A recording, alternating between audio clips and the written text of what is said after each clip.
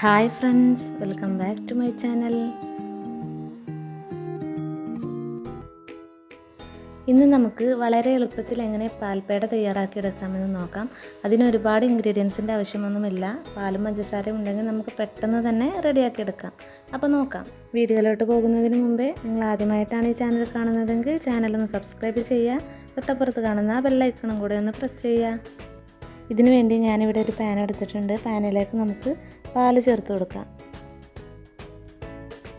ഞാനിവിടെ 1/2 ലിറ്റർ പാലാണ് എടുത്തിട്ടുള്ളത്. നിങ്ങളുടെ കയ്യിലുള്ളതിനനുസരിച്ച് നിങ്ങൾക്ക് പാൽ ചേർത്ത് കൊടുക്കാം. ഇനി പാലൊന്ന് നന്നായിട്ട് തിളപ്പിച്ചെടുക്കാം. പാൽ നമുക്ക് ഇടയ്ക്കൊന്ന് ഇളക്കി കൊടുക്കാം.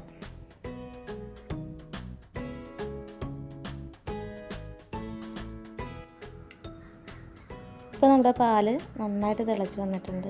ഇനി ഇതൊരു മീഡിയം ഫ്ലെയിമിലേക്ക് മാറ്റിയിട്ട് പതുക്കെ ഇതുപോലെ ഇളക്കിക്കൊണ്ടിരിക്കാം. നമുക്ക് ഈ പാല് നന്നായി തിളപ്പിച്ച് വറ്റിച്ചെടുക്കുകയാണ് വേണ്ടത്. അതിനു വേണ്ടി ലോ ഫ്ലെയിമിലാക്കി കൊടുത്ത് നമുക്കിങ്ങനെ ഇളക്കിക്കൊണ്ടിരിക്കാം. ഇനി ഇതിലേക്ക് നമുക്ക് അല്പം ഏലക്കാപ്പൊടി ചേർത്ത് കൊടുക്കാം.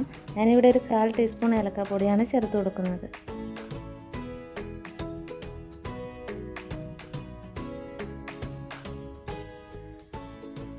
ഇപ്പം നമ്മുടെ പാൽ ഒരുപാട് വറ്റി വന്നിട്ടുണ്ട്.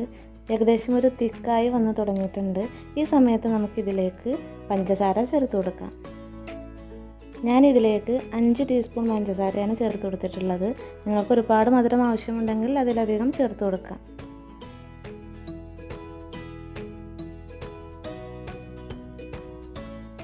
ഇനി ഇതൊന്ന് നന്നായിട്ട് ഇളക്കി കൊടുക്കാം.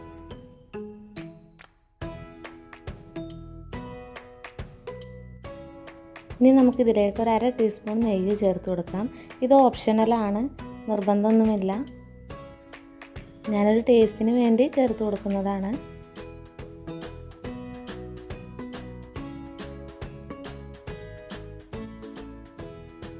ഇപ്പം നമ്മുടെ പാല് ഏകദേശം വറ്റി വന്നിട്ടുണ്ട്. ഇത് ഏകദേശം പാനിൽ നിന്ന് വിട്ട് വരുന്നൊരു പരുവത്തിലായിരിക്കണം വരേണ്ടത്. ആ സമയമാകുമ്പോൾ നമുക്ക് ഫ്ലെയിം ഓഫ് ചെയ്യാം.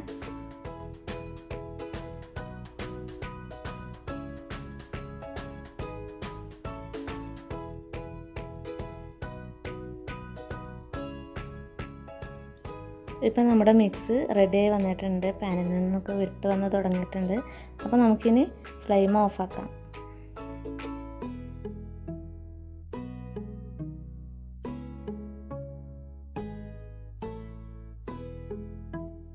നമുക്കിനി ഇത് മറ്റൊരു പാത്രത്തിലേക്ക് മാറ്റാം. എന്നിട്ട് ചെറു ചൂടോടെ ഇതുപോലെ ഉരുട്ടിയെടുക്കാം. കയ്യിൽ ജസ്റ്റ് ഒന്ന് നെയ്യ് തടവിയ ശേഷം ഇതുപോലെ ഉരുട്ടിയെടുക്കാം.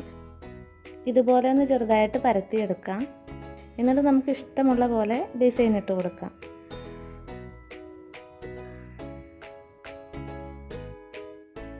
അപ്പോൾ നമ്മുടെ ടേസ്റ്റി ആയിട്ടുള്ള പാൽപ്പേട ഇവിടെ റെഡി ആയിട്ടുണ്ട്. നിങ്ങൾക്ക് റെസിപ്പി ഇഷ്ടമായിട്ടുണ്ടെങ്കിൽ തീർച്ചയായിട്ടും ലൈക്ക് ചെയ്യുക, ഷെയർ ചെയ്യുക, കമൻറ്റ് ചെയ്യുക. എൻ്റെ വീഡിയോസ് എല്ലാം ഒന്ന് കാണുക. Thanks for watching.